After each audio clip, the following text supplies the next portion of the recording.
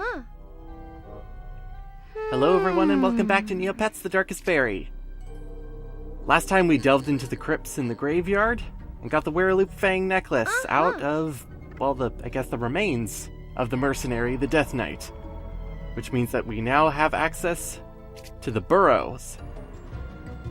So all we need to do is just go over to the skull, and now that we have what we need in our inventory, we should be able to go a little bit further.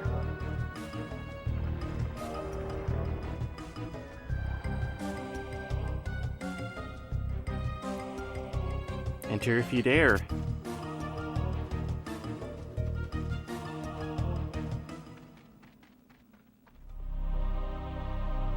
Well, instant map change anyways.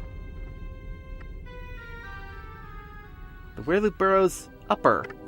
Upper's a good clue that it's not just going to be one map that we need to go through in order to find Illison's charm. Or, you know, get out of here and resolve what needs to be done. But just so that it's not just another area, the Burrows offers a completely different twist.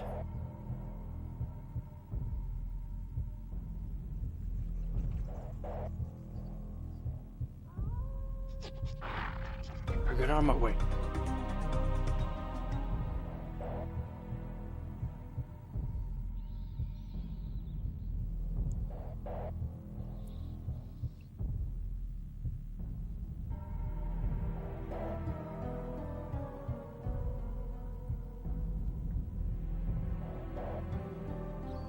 I don't either. Splitting up is a really bad idea. When has it ever gone right? Especially now. Hello, man. Surprise! Yes, so, the Wereloop Burrows splits itself into two parts. One is Roberta, and one is Tor. Tor gets his own section to explore, and so does Roberta.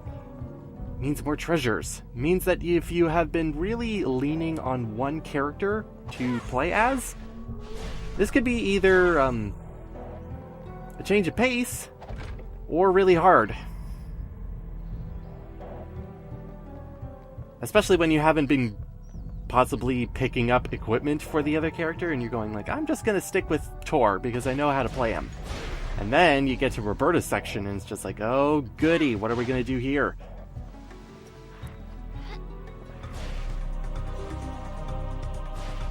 It actually turns out, though, that the development team thought about that when it came to designing how the split was going to work, because Roberta's time is actually a lot shorter than Tor. So it does keep into accounts how long you've been playing as each character, or how long they suspect that you've been playing as each character.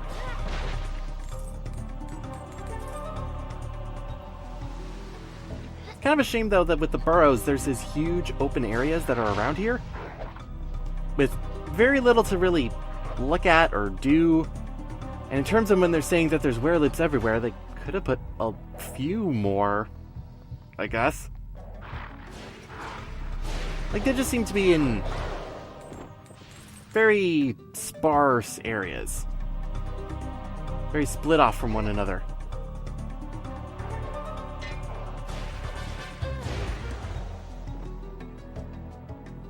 Oh, I guess I'm not gonna get neg. Oops. Well, it looks like our search is actually close to being done already. Here's the charm. I think you're able to get through this wall pretty easily. You just need to, like, you know, turn to the side and just, like, sneak through. That bone gap is pretty big, but no, we have to go around. Means that I can pick up a little bit more money. It's always good. Hello, sir. So yeah, elemental alignments are still the same for wereloops. They haven't changed due to the dark clouds. Just that, some cases they're just in weird spots. Why are you guarding a chest like this? What were you gonna do in order to... What were you gonna spend that money on? What could a wereloop possibly want? there is something pretty special that we're able to actually see in the burrows compared to other places. I'm going to take advantage of that as we go through. The only thing other than the wereloops are the poison spiders specifically, but there are wereloops that are sleeping every so often. If you get a really good shot at them, it's a little bit dark, but oh, I woke him up. Shoot. Oh well, we'll get some more chances. It's a very unique animation, and it's one that I actually really, really like.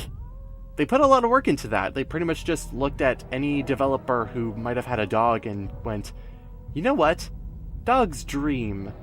And when they dream, technically they do just, like, kick their paws around. So if you sneak up on a wereloop by holding down the square button, you can see that animation a little bit clearer. It's really good. I like it.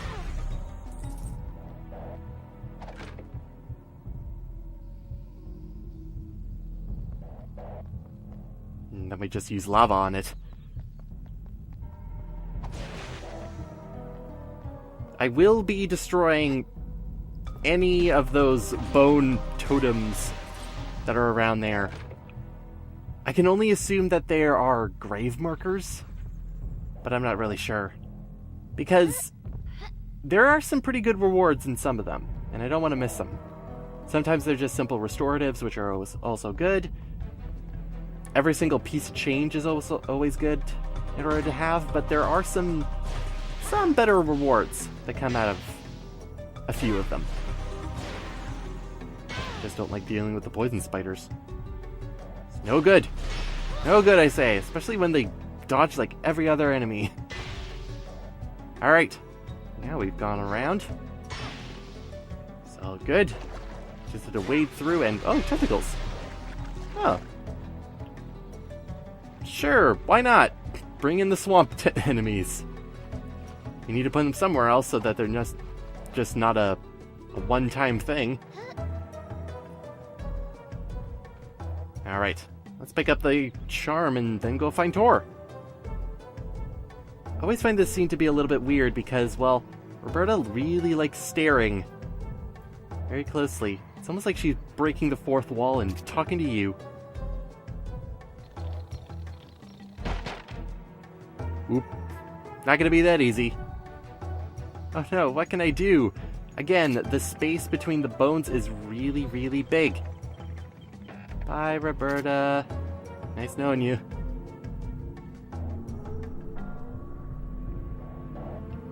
So yeah, that's Roberta's section. Really short, and you can just pretty much run by any wereloops, just in case you haven't really upgraded or used her. Which leaves Tor. Now, first thing you might be thinking is actually to just go back the way you came in order to check on Roberta, right?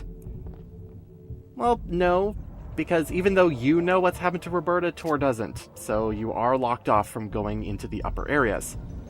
For Tor, we're going lower. Which means more wereloops to fight. And twice as many wereloops to take down.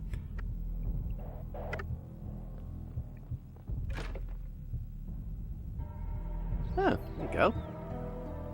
Not bad.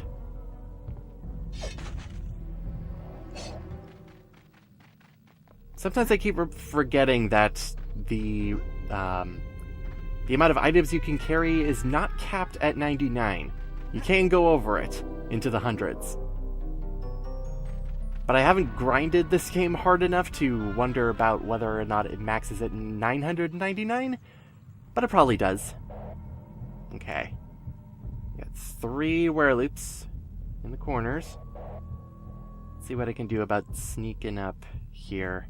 This is the closest that there really is to stealth in this game. Alrighty, and freeze you in place. Nice. Alright. Except that always seems to, yeah, wake up the one on the far end, not the one in the middle. Not sure why. Not like the wereloops are really hard. Takes 2 swipes to kill with the Kurlun sword and a water moat.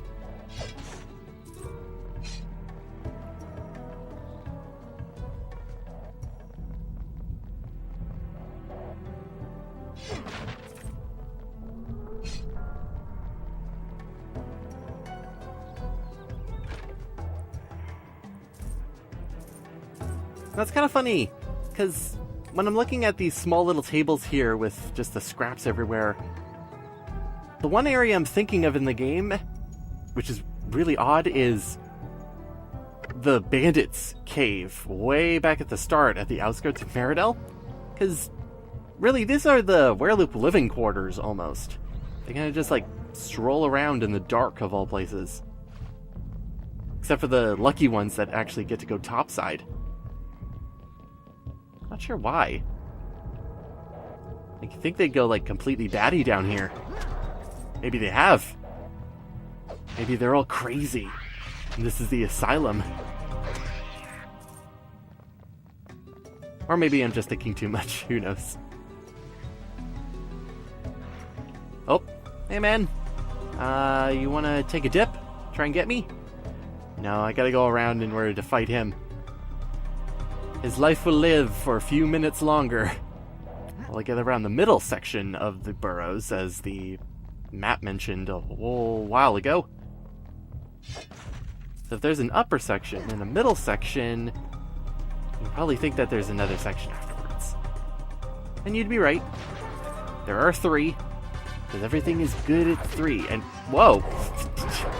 Where'd you come from? I'm trying to exterminate all Wereloop kind. I can't leave one of you alive to tell the tale.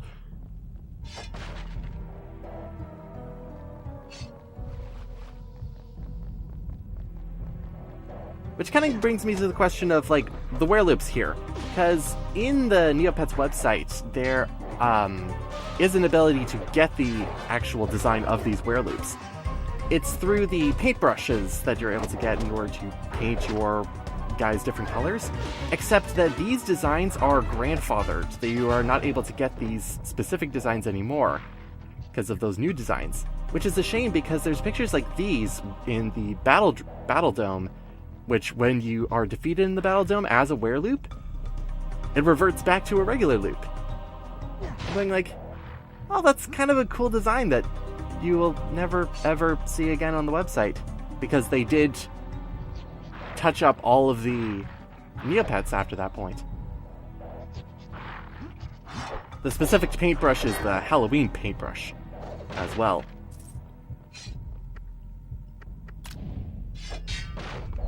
So if you were ever wondering about the question of, okay, all these Wereloops seem to have the same fashion statement, is it because they're all given purple pants when they get, I guess, afflicted with that? Or do paintbrushes exist in this world? Or do they just find them? Or does the Wereloop King is secretly an Australian tailor? Who knows? There's a bunch of things that you can think about in this wonderful world that are either consistent or not consistent with the Neopets lore, I guess you could call it that.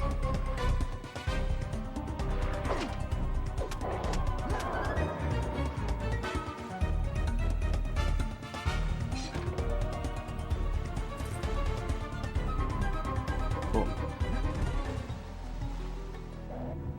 Alright, with all the treasures out of the way, we can sneak up on our buddy here. Haha.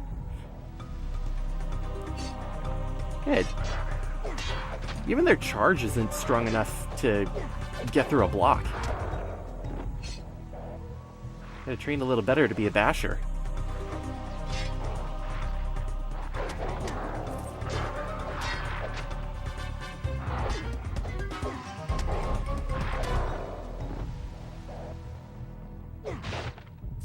Now, if I'm not mistaken, yeah, that was the guy over in the treasure chest side. He came to me.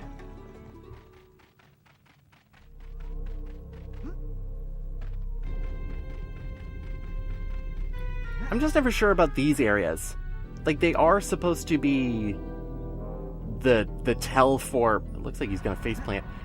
They are the tell that you're going into a different section of the Wereloop Barrows, but dropping off from the top down and then having to make your way back up doesn't give me the best sense that we are actually descending further into the burrows.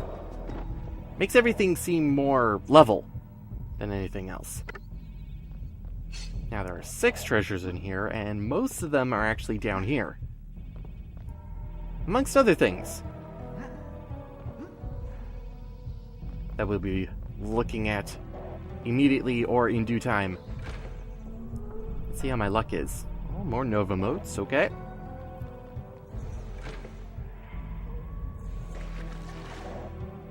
You don't get too many lava motes, so that's alright. But there are swamp tentacles here. And what I've noticed with swamp tentacles is that, depending on your luck, which is not working well for me this time, they can possibly drop a whole lot of Neopoints, like that. There we go, 750 for just killing a very simple enemy.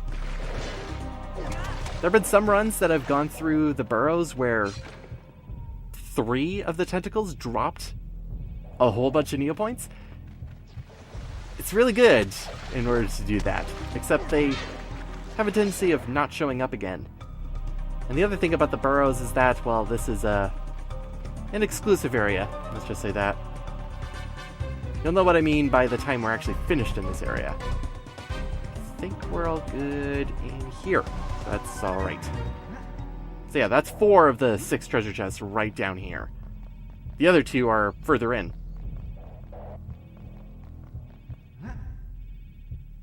Just have to make sure I don't want to fall off into the chasms below. I've noticed some documenting on earlier videos with comments of like, yeah, this gives you game overs in these specific places. So again, it never ceases to amaze me.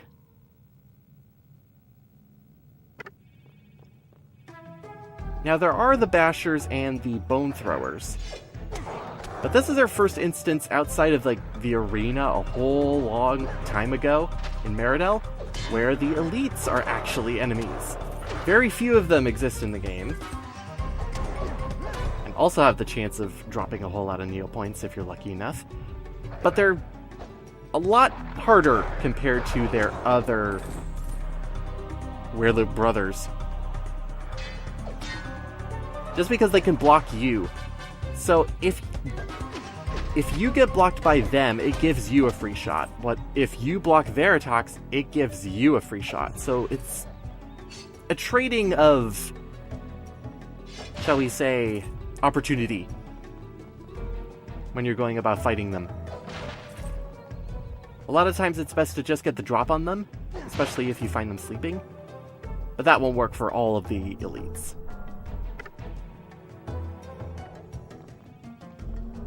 First place we want to go is actually to the south. 1 for a sleeping guy. Yeah, you can take him down in 1 hit with a jump slash. Because there's 1 solitary chest that's down here. Not down there. Yeah, further down this tunnel. All by its lonesome. Alright. I'm gonna be using it eventually. And then we can go through the lit door area and just kind of work our way the outside of the map. Wereloop elites also can drop silver eggs as well, if you're lucky enough. And there's where a big award is from these skull piles.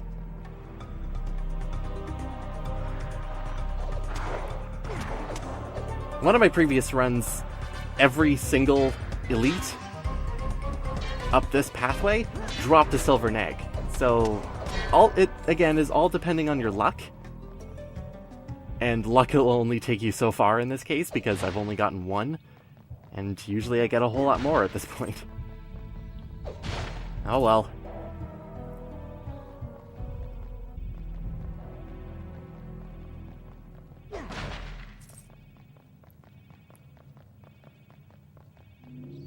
Here's our save point, which is a good indicator of where we are in terms of exploring this place.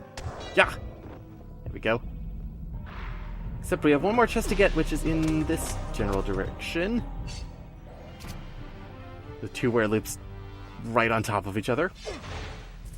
Yeah, it's that chest right up there. Oh! We haven't seen one of these before. The Unguent of Curing. Surprised it's taken this long in order to find one. But it's pretty much the remedy of this game. If you have any sort of status ailment, it will cure you of it.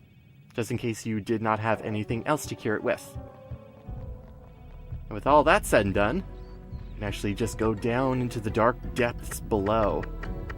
Let's see what's there. It's a good entrance to what we're going to be getting into next.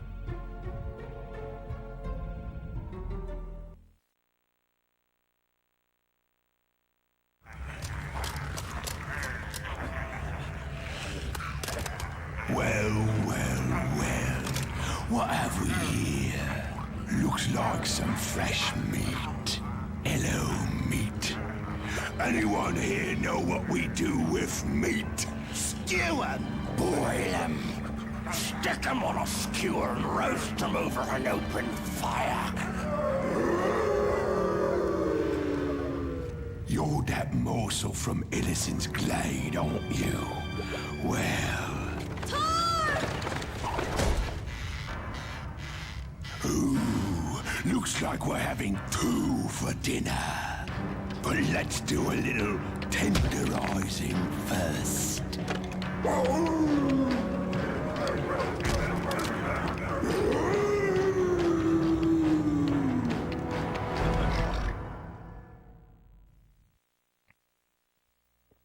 And now we get to have a fight with the Wereloop King himself in gladiatory combat. Ow!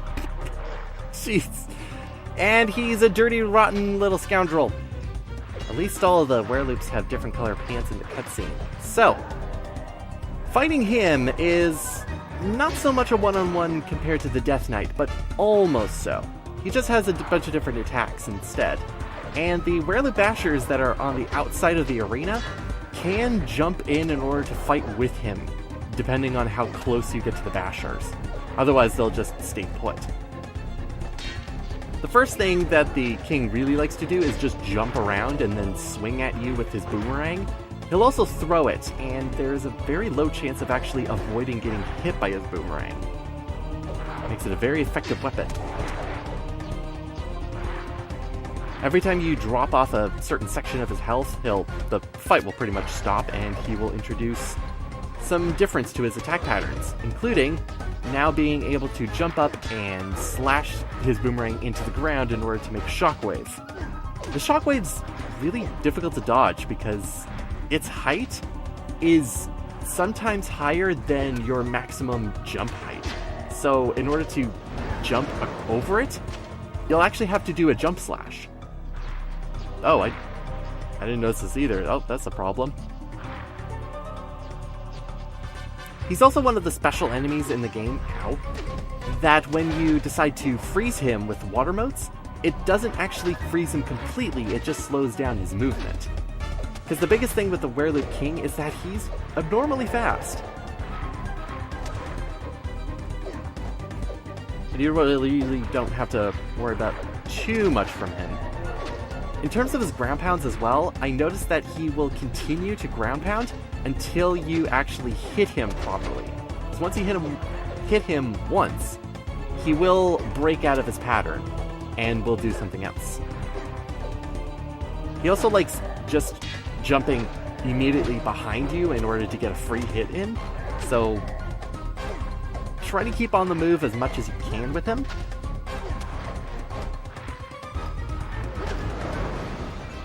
And eventually you'll take him down.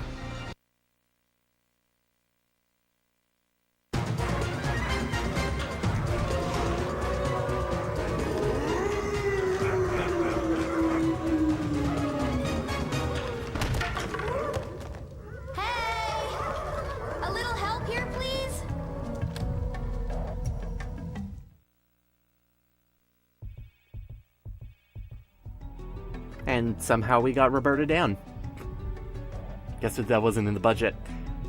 But yeah, we need to get out of here now. The Wereloop King is dead.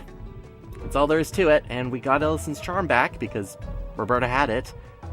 So either we can go out the way we came in, or we can jump out and go through this waterfall here into, well, the same area with all the treasure chests and the tentacles. It's a quicker exit, really. But with that information in mind, what happens if we go through this waterfall? What would we see? Well, we actually see that the fight against the Wereloop King is already pretty much set in motion. We just can't jump up there because the ledge is made just high enough that we can't jump there. And we should actually be able to see the Wereloop King in the ring, except I think he's behind the torch pretty well. I'll have to get the Wereloop's attention. Maybe by jump slashing. Yeah, a little bit. Except they can't move outside of the ring. They're pretty much put on the perimeter, and that's their border of movement. They can't, like, go outside of the arena. But with that all said and done, the worst thing about the burrows is that you do have to make your way out yourself. So you have to go through 2.5 maps in order to reach the exit. And when you reach the exit, the skull closes. And what this means is that you actually can't enter the burrows anymore. It's a one-time area. So if you didn't get any treasures, that's all there is to it. The last thing we're gonna do, see Sophie once again. See how she feels about the Wereloop King and most of the Wereloops being killed off. Not all of them, but most of them. At least they're not doing any harm anymore.